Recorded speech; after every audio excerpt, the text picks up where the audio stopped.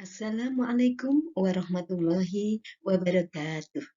Bagaimana kabar kalian semua? Anak-anakku kelas 5 yang hebat. Kita berjumpa kembali dengan PGRI Tulungagung dalam pembelajaran cerdas tangkas.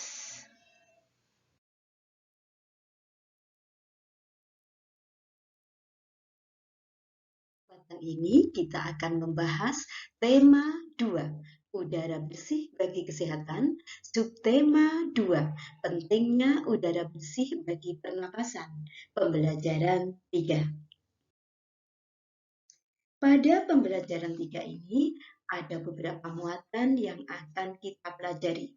Muatan yang pertama, muatan bahasa Indonesia, KD 3.2 dan 4.2. Untuk bahasa Indonesia, kita masih belajar menggali informasi dari sebuah teks. Untuk itu sebelumnya kalian harus membaca dengan seksama, membaca dengan teliti teks yang berjudul Gotong Royong. Ada 5 paragraf yang harus kalian baca dan kalian pahami isinya. Selanjutnya, setelah kalian membaca teks tersebut yang berjudul Gotong Royong, buatlah pertanyaan dan jawaban berdasarkan teks tersebut. Buat 5 pertanyaan dengan kata tanya apa, siapa, di mana, bagaimana, dan mengapa. Dan jawabannya harus ada pada teks yang telah kalian baca tadi. Untuk satu kata tanya bisa kamu gunakan untuk membuat beberapa pertanyaan. Jadi tidak harus 1, bisa 2, bisa 3. Selanjutnya kita bahas, ayo berlatih. Ayo mengerjakan soal-soal berikut ini dengan benar. Sebelum mengerjakan soal, kalian harus membaca dulu teks 1 paragraf. Gotong royong merupakan suatu bentuk sikap yang saling tolong-menolong yang berlaku di daerah pedesaan Indonesia. Gotong royong sebagai bentuk kerjasama antar individu dan antar kelompok membentuk status norma saling percaya untuk melakukan kerjasama dalam menangani permasalahan yang menjadi kepentingan bersama. Bentuk kerjasama gotong royong ini merupakan salah satu bentuk solidaritas sosial. Soal yang pertama, kata tanya yang tepat untuk kalimat nomor 1 adalah A. Apa? B. Siapa? C. Bagaimana? D. Kapan? Jawaban yang betul adalah A. Apa? 2. Gotong royong merupakan kerjasama antar individu dan antar kelompok yang membentuk status norma saling percaya untuk melakukan kerjasama dalam menangani permasalahan yang menjadi kepentingan bersama. Kata tanya yang tepat untuk jawaban tersebut adalah apa? 3. Semua warga masyarakat. Kata tanya yang tepat untuk jawaban tersebut adalah siapa? 4.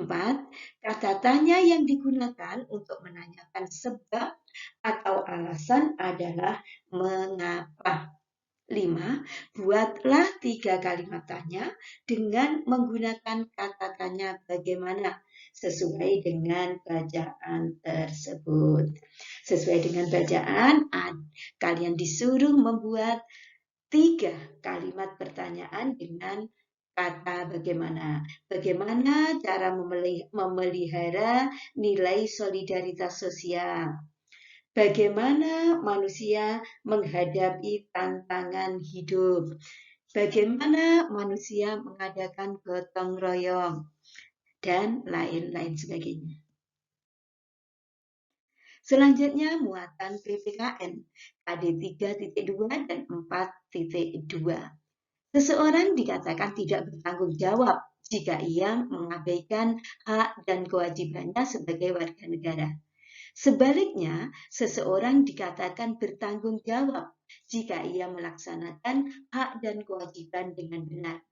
Jadi, bentuk tanggung jawab seseorang dalam melaksanakan hak dan kewajiban yang melekat pada dirinya sebagai warga masyarakat. Hak warga masyarakat.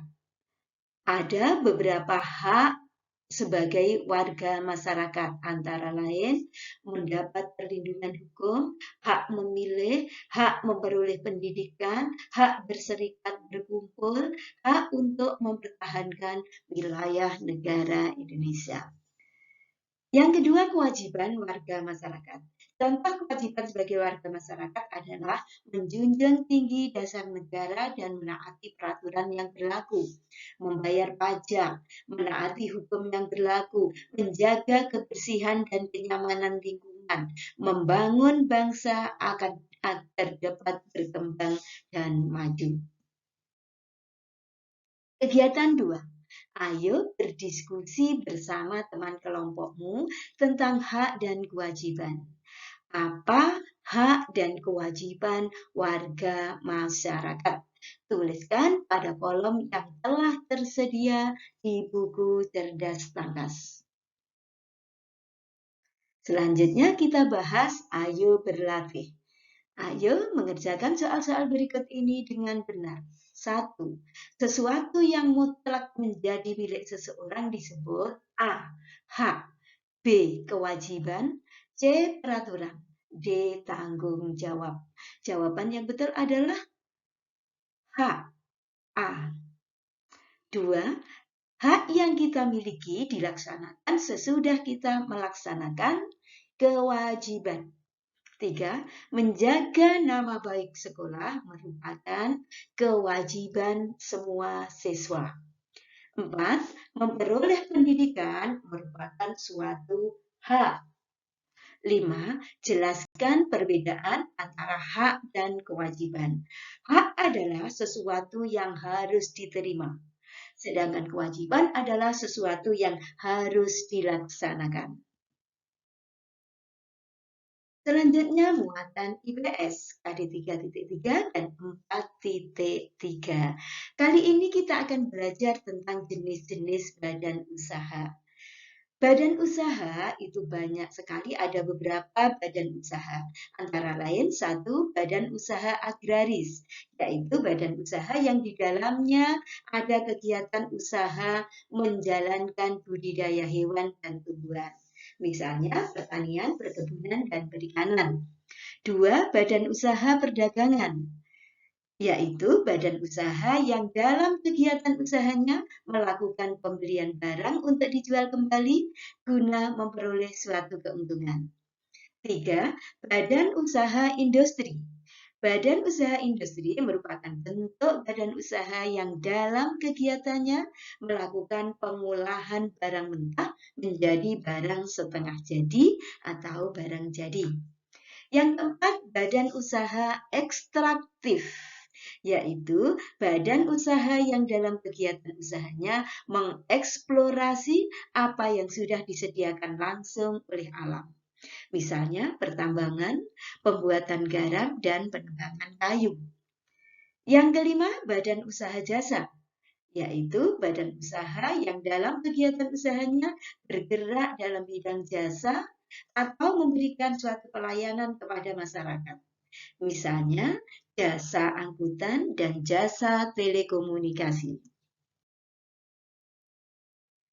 Bentuk-bentuk badan usaha. Badan usaha berdasarkan kepemilikan modalnya, ada badan usaha milik negara, badan usaha milik swasta, badan usaha milik daerah, dan badan usaha campuran. Badan usaha berdasarkan hukum. Ada badan usaha perseorangan, ada firma, ada persekutuan komanditer atau biasa disebut dengan CV, ada perseroan terbatas atau PT, ada yayasan, dan badan usaha swasta asing. Kegiatan 3. Bersama anggota kelompokmu carilah contoh-contoh usaha yang ada di sekitarmu. Jelaskan bentuk usahanya. Jadi, misalkan usaha perdagangan. Jelaskan bentuk usahanya apa? Misalkan usahanya berjualan bakso dan lain sebagainya. Kalian bisa mencarinya sendiri di sekitar kalian. Banyak sekali badan-badan usaha, banyak sekali contoh-contoh usaha yang dilakukan oleh masyarakat. Selanjutnya kita bahas ayo berlatih. Ayo mengerjakan soal-soal berikut ini dengan benar. 1. Sebagian mata pencaharian penduduk Indonesia adalah bercocok tanam. Oleh karena itu, Indonesia disebut sebagai negara A. Maritim, B. Agraris, C. Kepulauan, D. Republik. Jawaban yang betul adalah B. Agraris. 2. Pertambangan merupakan jenis usaha ekstraktif. 3. PT Pertamina merupakan salah satu contoh badan usaha milik negara. 4. Usaha yang dilakukan dengan kerjasama dari orang-orang yang bekerja dalam bidang sosial adalah yayasan. 5. Jelaskan apa yang dimaksud dengan persekutuan terbatas atau PT. PT adalah bentuk badan usaha yang kepemilikan modalnya terbentuk atas saham yang terbagi-bagi. Nah, demikian tadi pembahasan tema 2, subtema 2, pembelajaran 3. Semoga bermanfaat. Terima kasih, sampai jumpa di video pembelajaran berikutnya. Saya akhiri, wassalamualaikum warahmatullahi wabarakatuh.